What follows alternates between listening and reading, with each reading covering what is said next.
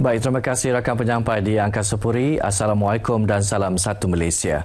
Semua penerima bantuan rakyat Satu Malaysia BR1M di Sabah diminta memanfaatkan bantuan itu untuk berbelanja sepanjang bulan Ramadan dan ketika melakukan persiapan sempena sambutan Hari Raya Aidilfitri. Ketua Menteri Datuk Seri Panglima Haji Musa Haji Aman berkata rakyat bukan sahaja perlu berbelanja secara berhemah dan berpatutan, malah wajar bersederhana mengikut keperluan. Saya mengingatkan kepada semua supaya membelanjakannya secara bijak dan jangan belanja yang tidak perlu. Jadi oleh itu saya percaya ini sedikit sebanyak dapat meringankan beban para tuan-tuan dan puan-puan sekalian. Beliau berkata demikian kepada media dalam majlis berbuka puasa dan penyampaian bantuan kepada 1,518 penerima terdiri warga kampung Tinusa 2, Sandakan. Majlis anjuran Yayasan Sabah Zon Pantai Timur Utara itu turut dihadiri pengarah Yayasan Sabah Datuk Sapawi Haji Ahmad dan Ahli Parlimen Libaran Datuk Jusli Haji Ajirul.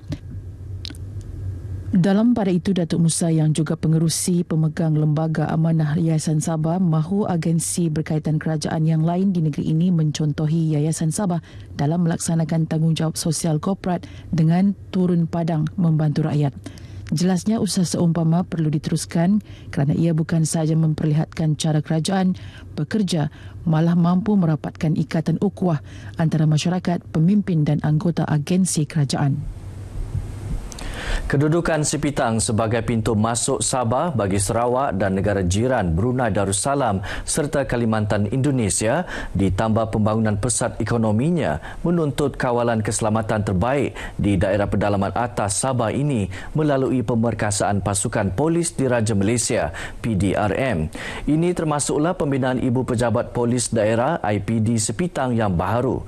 Wartawan Doni Ijom dan jurukamera Roslia Gondila mempunyai laporan lanjut.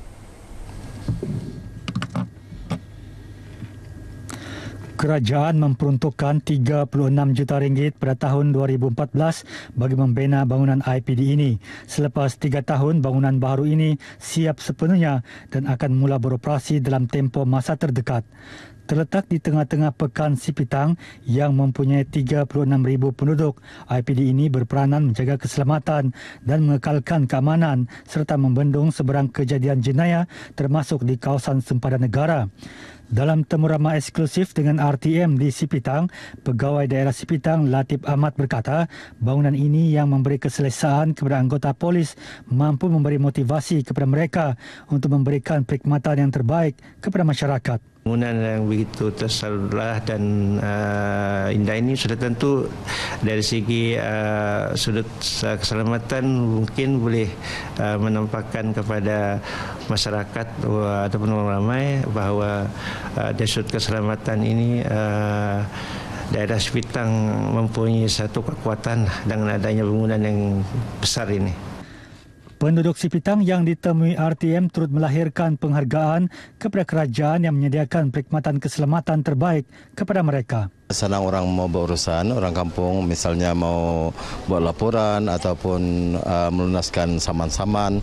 Yang keduanya mungkin apabila balai polis ini besar, keanggotaan dia akan ramai. Jadi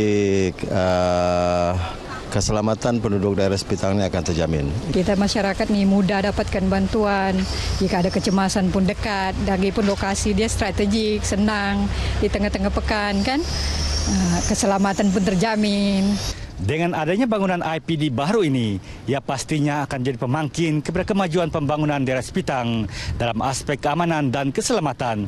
Lebih-lebih lagi, Sipitang bakal menjadi tumpuan ramai dalam dan luar negara. Laporan Doni Jom bersama juru kamera Roslia Gondila untuk berita RTM. Sekian berita dari Sabah petang ini. Teruskan dengan rakan penyampai di Angkasa Puri. Silakan.